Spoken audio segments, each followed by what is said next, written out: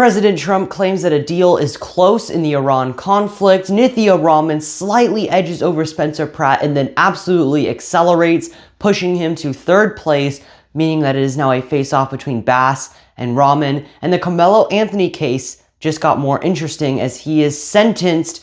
We'll get into all that and more today.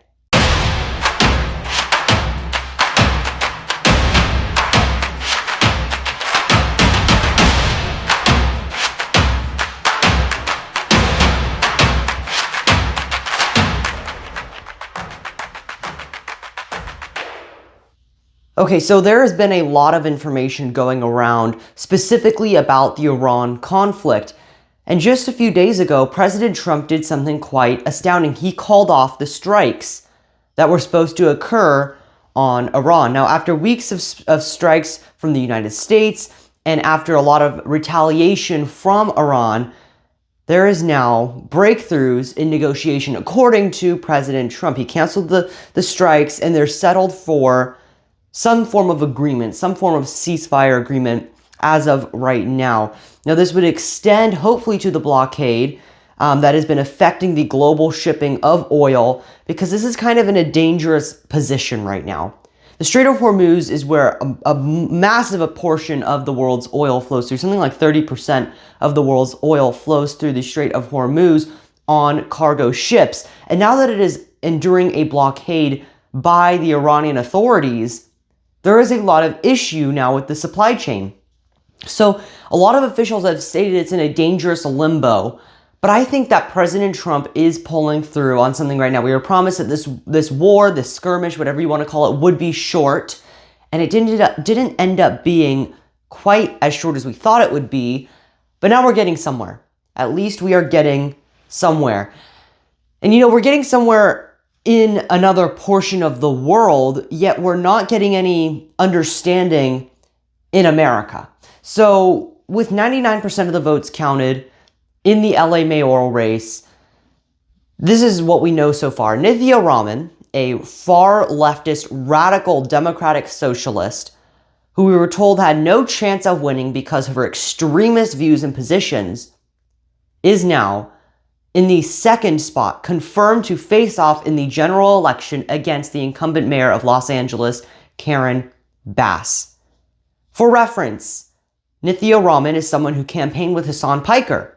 If you don't remember who Hassan Piker is, he was the guy that said that the streets should run red with blood. He is someone who said he hates America, he hates patriotism, he has no form of patriotism for America. And she's casually hanging out around him. Now, this is an election in California where there is pretty much no voter ID, and there is a large amount of mail-in voting that has been benefiting not only Bass, but Raman. Now, we all know that mail-in voting leans heavily Democrat. That's just a fact. We can't dispute that. However, it has gotten to an extreme now. The odd factor is that while the mail-in voting is favoring Democrats, Bass's numbers are not significantly increasing. The numbers that are significantly increasing are Nithya Raman's. In fact, there was an entire story specifically about how in her own district, because remember, Nithya Raman is currently a councilwoman, in her own district, she is still losing. Alongside Karen Bass, they're both losing, yet in mail-in votes from around the rest of LA, she is winning. Now, we have still not had all the votes counted. We're still at 99%. I think there's about 7,000 votes left to tally, and we're on the 10th, the 11th. This is the 12th of June. The election happened the 2nd, 10 days ago, and we still do not have all the ballots fully counted. So now we're set. The match is set between Bass and Raman. She won. Nithya Raman lost her own district, but both Bass and Pratt, but won 40% of the rest of the votes by mail-ins. So this is just absolutely ridiculous. And what makes it even more absurd is the fact that these radical leftists are paying people to vote. Not just everyday people, homeless people, who are readily accepting the money because they need it. So this was the California Post interviewing a bunch of homeless people and asking them who they voted for and why they voted for those particular candidates. And let's just say that their answers are not shocking. It's California. What are we supposed to expect? Skid Row. Oh, that was Skid Row? And then would they come down here and try and pay you to vote? Yes. On a ballot? Yes. Oh, how much they pay you? $5. And they said, here, come and vote for these candidates? Yes, sir. They told you who to vote for? Yes. So they told you to vote for Karen Bass or Nithya Raman? Karen Bass. Did you vote for Karen Bass? Yeah. For $5? Yeah. Did you vote? Yeah. Oh, you did for Karen Bass? Yeah. Karen? They told you to vote for Karen? Yeah. They had to sign a little thing. And how much they pay you? It was like $2. $2? Oh, to sign off on a thing to vote for her? Yeah. So they'd say, oh, do you want to vote for Karen or Nithya? Or they just really just tell you to vote for Karen, huh? But it was really voting her, man. They gave you an optional choice, but they tell you who they want you to vote for. Or they tell you who you want to vote for. So like, yo, we'll give you $2, but you got to vote for one of these people. Well, you know, I'm a barterer, man. So I got $4. And you're like, yo, give me $4 and I'll do it. Yeah, why not? Shit. And so they do this for everybody out here? Yeah, they come out here all the time. How often do they come down here? Probably like 3 times a week. Okay, well, you're probably thinking it's the California Post. It's just a few people. It probably didn't make much of an impact. It's just a couple dollars. Well, wait until you see what James O'Keefe, he sent his undercover journals, what James O'Keefe found out. There are dozens, if not hundreds, if not thousands of homeless people who registered to vote under different names or under their names despite having no permanent residence and who participated in California elections illegally.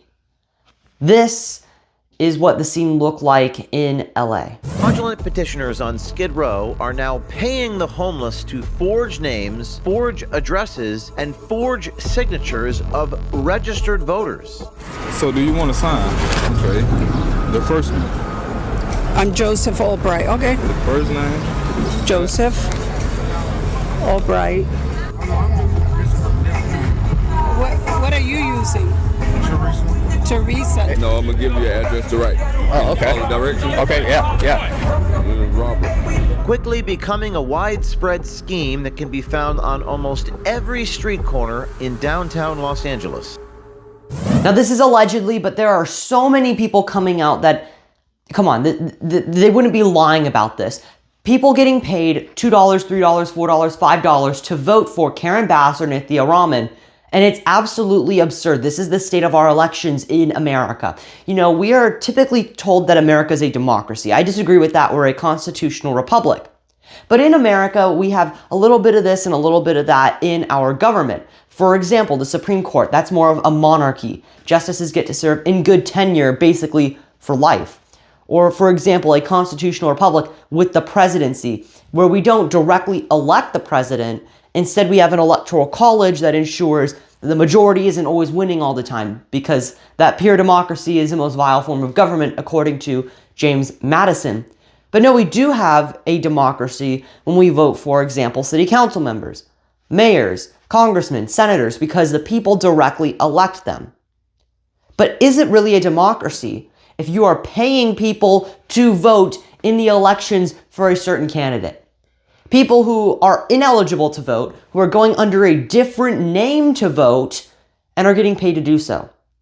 Now, of course, you can go out and register voters, but you can't give them money to register. You can't give them money, give them compensation to vote a certain way. That is actually highly illegal.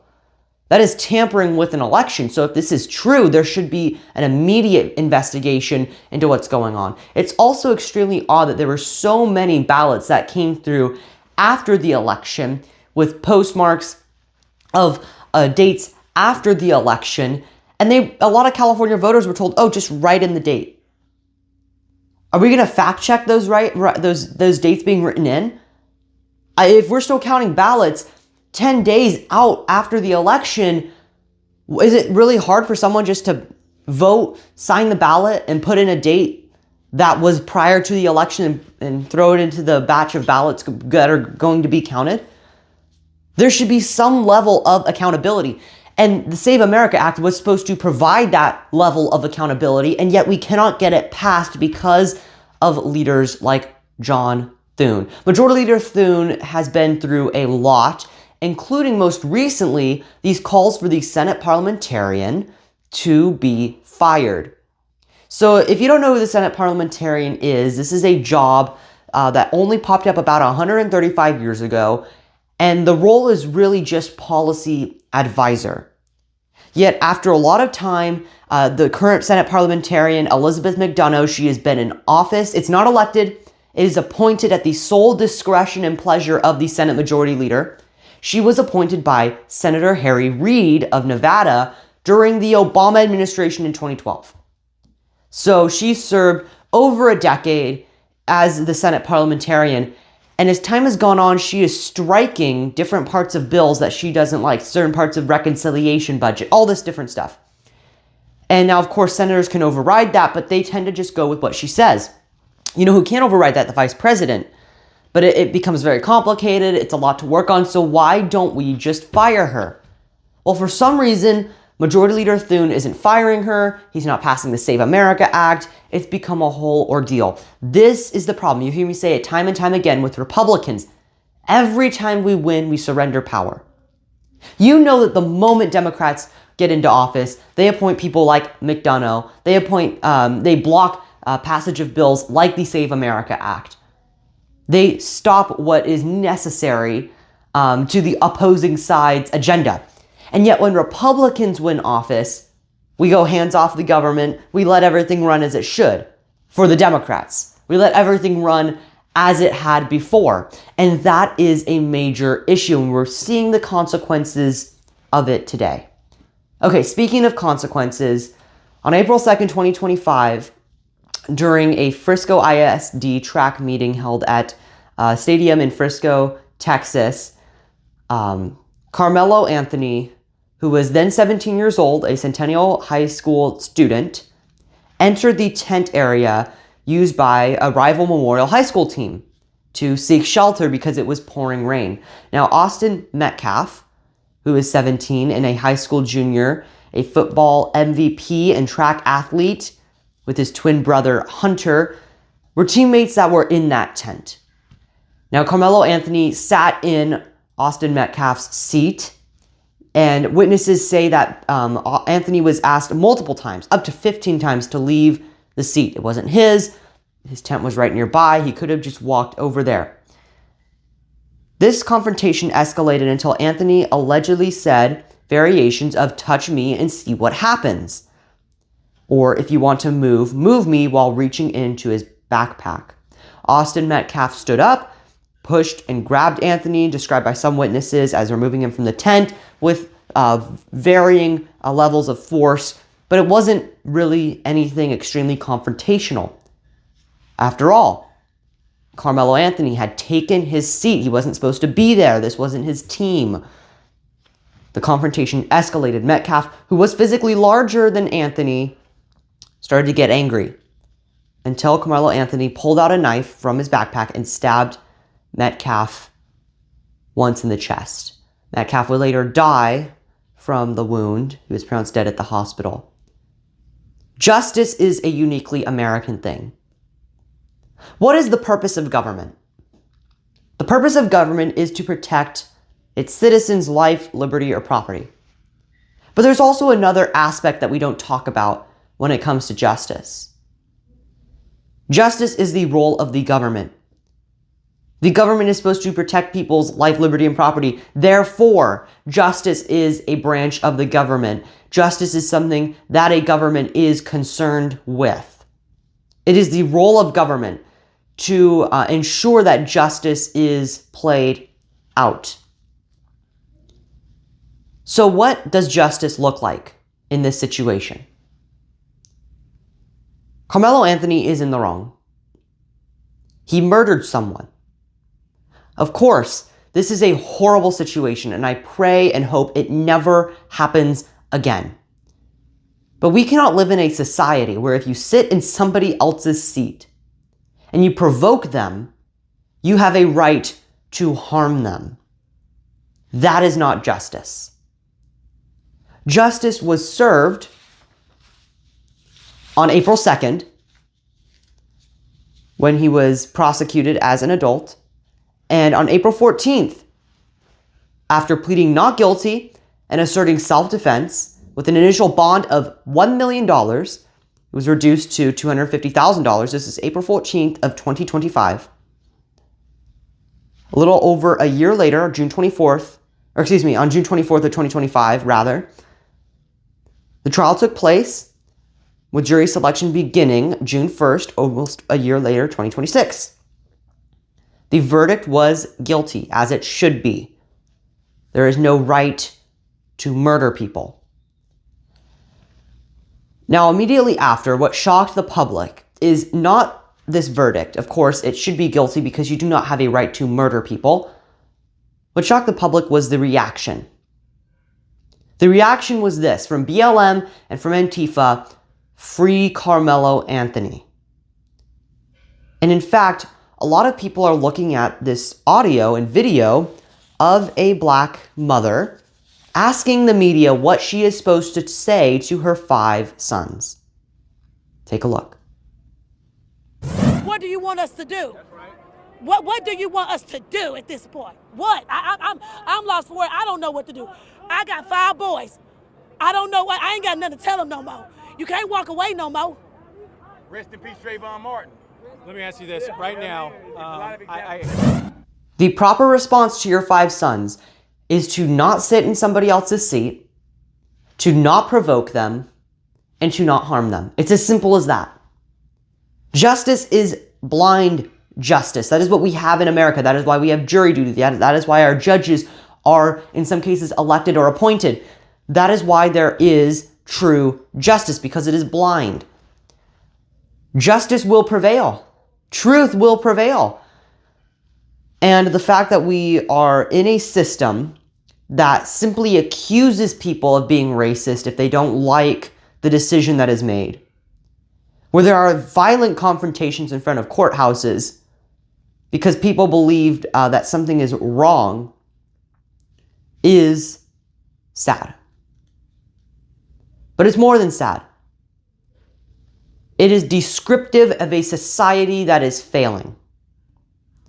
A society that fails to educate people on justice. A society that chooses to recognize race above justice. That's all we want is justice. If the roles had been reversed, we would want justice, because that is what must prevail. So I think that going forward, when we have figures like Jasmine Crockett stating that she would side basically with Karmelo Anthony, there should be consequences from the general public. I don't mean violence. I mean opening our eyes to see the truth. That justice should prevail. Not opinion, not what you wish would happen, but facts, logic, and justice. Okay, let's get to our last story today. There were reports of a diverse mixing of left-leaning and progressive activists opposing Turning Point USA's messaging at the Women's Leadership Summit.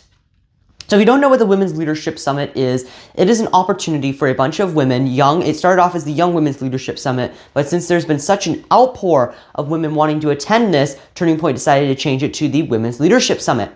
And so we have a bunch of young women, older women, middle-aged women, all getting together to celebrate feminism at this conference in Texas.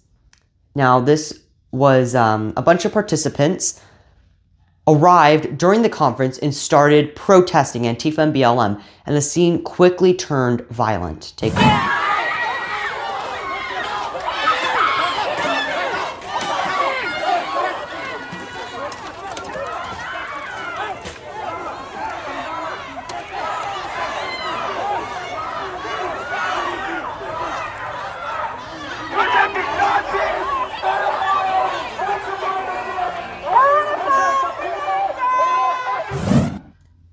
Now, on top of that, not only did the scene there turn violent, there were some pretty disgusting people there, including one person who thought it would be funny to mock the death of Charlie Kirk by dressing up as him and reenacting evil things.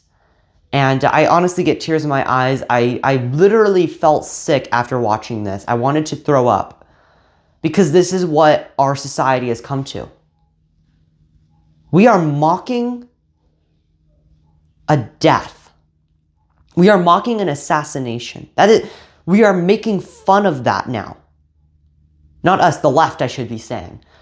Leftists, radical progressives are making fun of it. I would not wish that upon anyone. And so this is disgusting, and it should be called out. And there should be consequences. Yes, these people have a right to protest, but do they have a right to mock such a vile thing that happened? Such a horrendous thing that happened for my generation. We lost a leader, but for that family, for Charlie's widow, for Erika. Erika said it best at the conference. And this should be played time and time again. And it should be played not only for the radical leftists, but for the horseshoe right, the radical conservatives who are attacking Turning Point USA and who are attacking Charlie Kirk's widow. Because it is disgusting what is happening. And I wholeheartedly pray for Erika every single day. And this is, I think, the proper response from Erika Kirk at the Women's Leadership Summit. There will be a day 10 to 15 years from now when my children will look back on this season of life that us three are going through, and they won't remember it fully because they're so young. But they will see everything. They will see how this world talked about their father, their mother, even themselves. They will be able to read every headline, every accusation, every lie. And my prayer is their focus isn't on all that noise, but rather on how their mother showed up and how she handled it. This has been my response. You know, I receive death threats. I receive hate. That is my response. We pray for them. Erika has the right response. But she is right. 10 years, 15 years down the road, what are Charlie's children going to think of what has happened? It's disgusting. And it should not be applauded. It shouldn't even be given attention. But we should show that this is where our society is heading. We have an opportunity to right the wrong, to correct the course with our society. We need to take it. If we've seen anything from today, it's that our society is going down the wrong path and it's time to course correct for truth, for logic, for justice. That is what must prevail. Thank you so much for watching this episode of the show. If you liked it, please be sure to like and subscribe to the Ocean Rosso Show over on YouTube. You can do that also over on X, Instagram, Facebook. Be sure to follow at Ocean Rosso. Thank you so much for watching. Please drop your opinions in the comment section below. And you can also support me by purchasing my book, Preserving Freedom for the Next Generation, available at oceanrosso.com. And until next week, may God bless you all, and may God bless America.